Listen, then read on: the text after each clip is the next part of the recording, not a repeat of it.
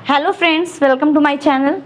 जैसा कि मैंने आपको परसों के टॉपिक में पढ़ाया था सेंटेंसेस के बारे में, जिसमें हम लोगों ने सेंटेंसेस को अच्छे से जाना, पंक्चुएशंस को जाना और उनके साथ में हम लोगों ने काइंड्स ऑफ सेंटेंसेस को भी समझा, जिसमें हम लोगों ने पढ़ा था डिक्लेरेटिव सेंटेंसेस के बारे में और हमने पढ़ा था इंपरेटिव सेंटेंसेस के बारे में, exclamatory sentences as well as हमने पढ़ा था इंट्रोगेटिव सेंटेंसेस के बारे में। आई होप आपको टॉपिक अच्छे से समझ में आ गया होगा, क्योंकि उसके रिगार्डिंग आपने कोई भी क्वेरीज नहीं डाली हैं। तो आज हम जिस टॉपिक को शुरू करने जा रहे हैं वो भी रिलेटेड है सेंटेंसेस से ही, बट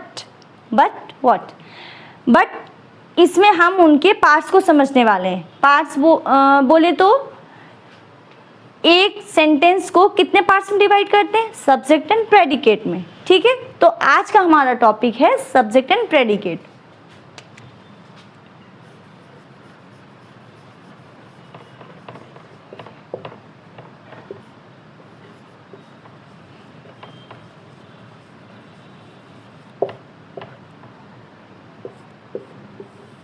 जैसा कि हम सभी जानते हैं, जब भी हम सेंटेंसेस का नॉलेज लेते हैं तो सेंटेंसेस के नॉलेज के साथ में हमें इसका भी नॉलेज होना ज़रूरी है, क्योंकि आपको पता है कभी कभी कॉम्पिटिशन्स में या फिर स्कूल की पढ़ाई में भी हमसे पूछ लिया जाता है कि कोई सेंटेंसेस दे दिया और उसमें पूछते हैं कि आप इनको डिवाइड करिए 2 पार्ट्स में। किस में? या तो सेंटेंसेस में पूछ लेते हैं सब्जेक्ट्स को आइडेंटिफाई करिए या पूछ लेते हैं प्रेडिकेट्स को आइडेंटिफाई करिए।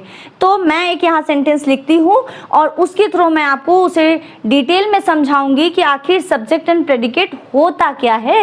फ्रेंड्स, आप देख सकते हैं कि पहला जो हमने आपको नाउन के बारे में बताया है कि जो भी सब्जेक्ट होता है ऑलवेज नाउन कंसिडर करता है, तो नाउन के बिना हम सब्जेक्ट को आइडेंटिफाई नहीं कर सकते। ठीक है, अब हम बात करते हैं प्रेडिकेट पार्ट की। तो जो हमारा प्रेडिकेट पार्ट होता है, it always carries helping verbs और verbs along with it. Without helping verb और verbs we can not identify predicate. इसका होना कंपलसरी है। ठीक है, तो अब हम देख सकते हैं कि जो हमारा द कैट के बाद रिमेनिंग कितना भी पार्ट है, जो भी रिमेनिंग पार्ट है वो हमारा प्रेडिकेट में आता है।